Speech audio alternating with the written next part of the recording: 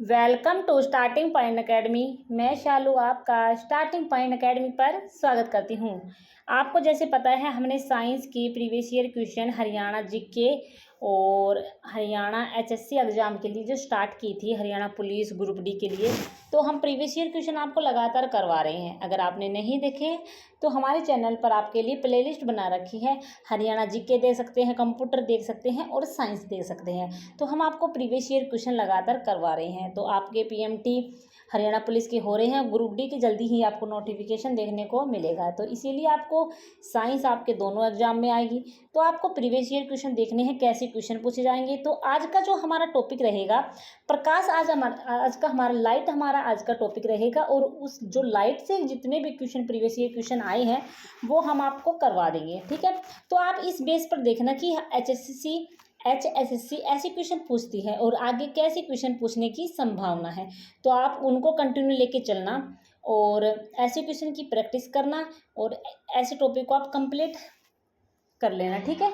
तो हम आपको बता देंगे भाई कैसे फॉर्मूले लेंगे, क्योंकि हर एक बच्चा साइंस नहीं पढ़ सकता, क्योंकि उनके पास आर्ट हो कॉमर्स हो, तो हर बच्चों को साइंस नहीं आ सकती। तो ठीक है, तो हम आपको बता देंगे कैसे क्वेश्चन करने हैं। तो आपको उनके बेस पर ज़्यादा नहीं करना है, तो आप उन्हीं के बेस पर ऐसे क्वेश्चनों की, ऐसे फॉर्मूलों की आप कर लेना प्रैक्टिस।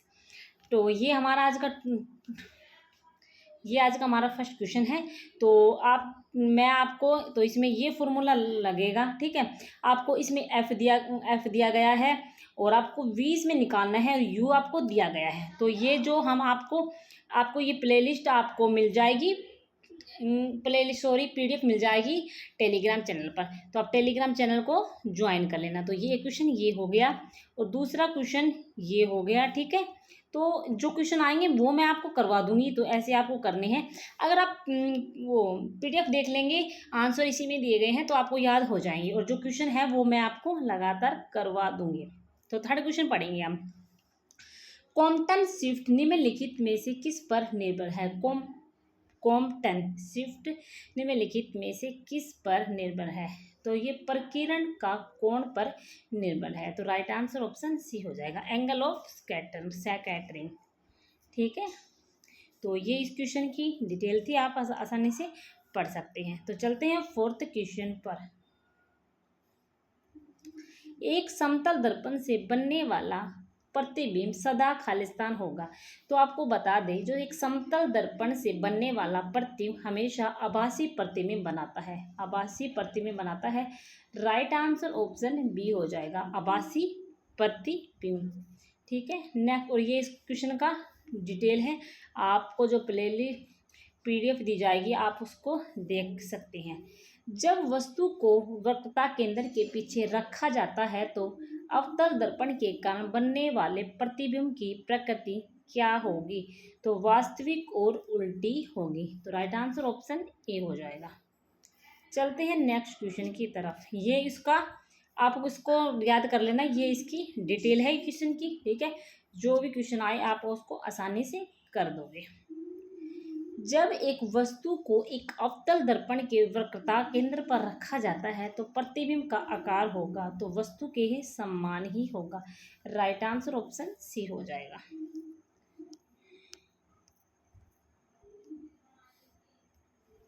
नाई दर्पण के रूप में प्रयुक्त दर्पण प्रकार है। तो नाई मतलब जो हम बाल वगैरह कटवाने जाते हैं नाई के पास, तो उससे पूछा गया है कि नाई कौन सा अवतल दर्पण कौन सा दर्पण यूज करता है? तो वो अवतल दर्पण यूज करता है। तो राइट आंसर ऑप्शन बी हो जाएगा।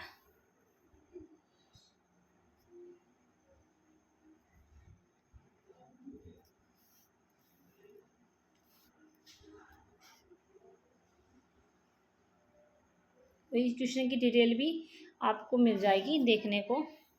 एक अवतल दर्पण द्वारा बना एक प्रतिबिंब आभासी सीधा वस्तु से बड़ा होता है तो वस्तु का स्थान कहाँ होना चाहिए? तो राइट आंसर ऑप्शन डी हो जाएगा, ध्रुव और मुख्य फोकस केंद्र के बीच। राइट आंसर ऑप्शन डी हो जाएगा।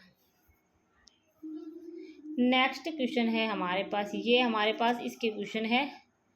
तो ये हमारे पास क्वेश्चन है, ये आप पढ़ लेना और जो फॉर्मूला दिया गया है उसमें आप आसानी से उस फॉर्मूले में रख कर वैल्यू निकाल लेना। तो इसकी आपके पास देखो ये डिटेल दिया गया है, तो फॉर्मूले में रखनी है। ये 10 वाला क्वेश्चन रहा।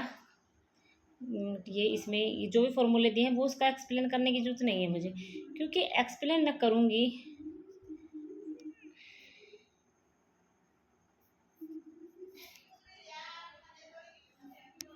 एक गोलाकार दर्पण और पतले गोलाकार लेंस दोनों को ही फोकल लंबाई प्लस 25 सेंटीमीटर में दर्पण और दोनों होते हैं, तो दोनों उत्तल होंगे। राइट आंसर ऑप्शन बी हो जाएगा।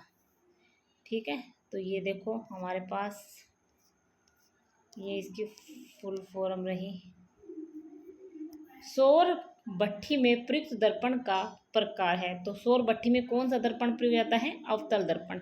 तो राइट आंसर हमारे पास हो जाएगा ऑप्शन बी, अवतल दर्पण।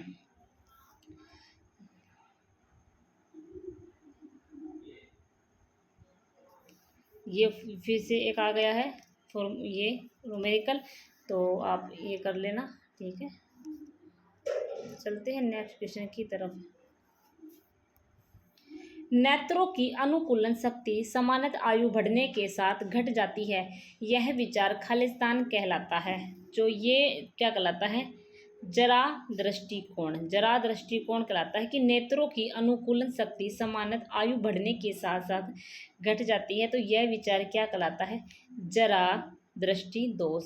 तो राइट आंसर ऑप्शन डी हो जाएगा। इसका इलाज द्विफोक्सी लेंसों में किया जाता है। नेक्स्ट है हमारे पास, किसका अपवर्तक नाक अधिक होता है? तो मानिक का अपवर्तक नाक अधिक होता है। राइट आंसर ऑप्शन सी हो जाएगा। नेक्स्ट है हमारे पास, आँखों के लेंस की फोकल लंबाई को समायोजित करने की क्षमता खालिस्तान कहलाती है, तो अनुकूलन कहलाती है। राइट आंसर ऑप्शन ए हो जाएगा, अनुकूलन। आँखों के लेंस की फोकल लंबाई को समायोजित करने की क्षमता अनुकूलन कहलाती है, तो राइट आंसर ऑप्शन ए हो गया। नेक्स्ट है हमारे पास, छोटे छिद्र के गोलाकार दर्पणों की वक्रता त्रिज्या खालिस्तान के बराबर होती है, तो फोकल लंबाई के दुगने के बराबर होती है। ऑप्शन ए हमारे पास राइट आंसर हो जाएगा। एक पदार्थ से होकर, नेक्स्ट क्वेश्चन है, एक पदार्थ से होकर गुजरने वाली प्रकाश की किरणों की गति में परिवर्तन होने के कारण किरणों के मुड़ने की प्रक्रिया को क्या कहते हैं? तो आपको बताना है, अपवर्तन कहते हैं। तो राइट आंसर हमारे पास ऑप्शन बी हो जाएगा, अपवर्तन। नेक्स्ट है हमारे पास, वायु में प्रकाश की गति और एक माध्यम से प्रकाश की गति का अनुपात क्या कहलाता है? तो पूर्ण अपवर्तनांक नाक कहलाता है। ऑप्शन सी हमारे पास राइट आंसर हो जाएगा। अनंत और ध्रुव P के बीच में रखी वस्तु का उत्तल दर्पण से बना प्रतिबिंब कहलाएगा, तो आभासी और उल्टा कहलाएगा। राइट आंसर ऑप्शन ए हो जाएगा। नेक्स्ट है हमारे पास, ये आ गया हमारे पास न्यूमेरिकल, तो हम जो आपको PDF देंगे आपको उसमें से करनी है ये। ठीक है, दूरदृष्टि दोष को खालिस्तान का प्रयोग करते हुए सही किया जा सकता है, तो उत्तल दर्पण से किया जा सकता है दूरदृष्टि दोष को। प्रकाश की गति एक विरल माध्यम से सघन माध्यम में प्रवेश करने पर क्या हो जाता है? घटती है, तो राइट आंसर ऑप्शन ए हो गया। नेक्स्ट है हमारे पास, उत्तल लेंस डैश डैश प्रकाश की किरणों को एक साथ लाते हैं, क्या? उत्तल लेंस। नेक्स्ट है हमारे पास, ये हमारे पास न्यूमेरिकल है, आपको खुद पे PDF में देख करके लाना है। अब बोर्ड हो तो मैं उसमें देख देख के आपको समझा दूँ, बोर्ड तो है नहीं तो कैसे समझाऊँ, ओनली आंसर ही बता सकती हूँ। आकाश का नीला रंग प्रकट होने के साथ संबंधित प्रकाश की परिघटना है, तो परकिरण है। राइट आंसर ऑप्शन डी हो गया, परकिरण। नेक्स्ट है हमारे पास, निम्नलिखित 4 शब्दों में 3 किसी प्रारूप में एक समान है और चौथा भिन्न है, उस विषम शब्द को चुनिए।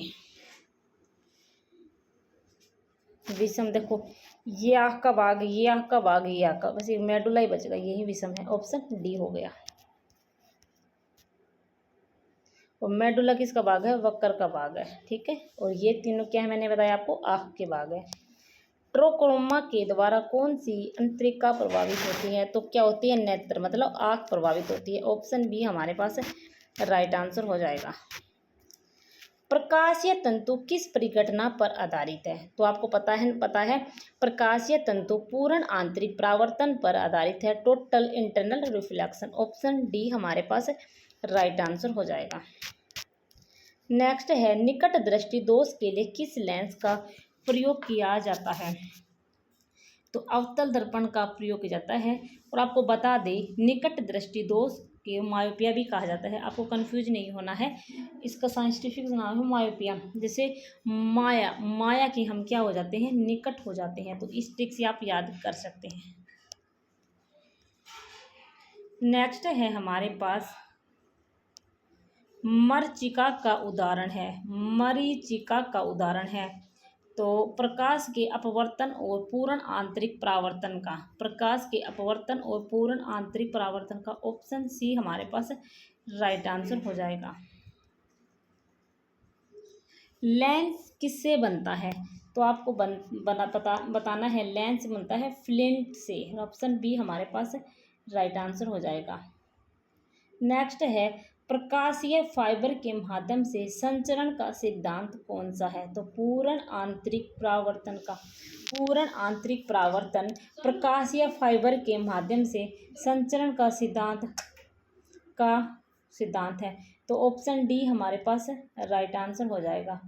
नेक्स्ट क्वेश्चन है हमारे पास, निम्न में से किसका प्रयोग दर्पण में रजक्तीकरण के लिए होता है? तो आपको बताना है, रजक्तीकरण के होता है सिल्वर नाइट्रेट। ऑप्शन ए हमारे पास राइट आंसर हो जाएगा।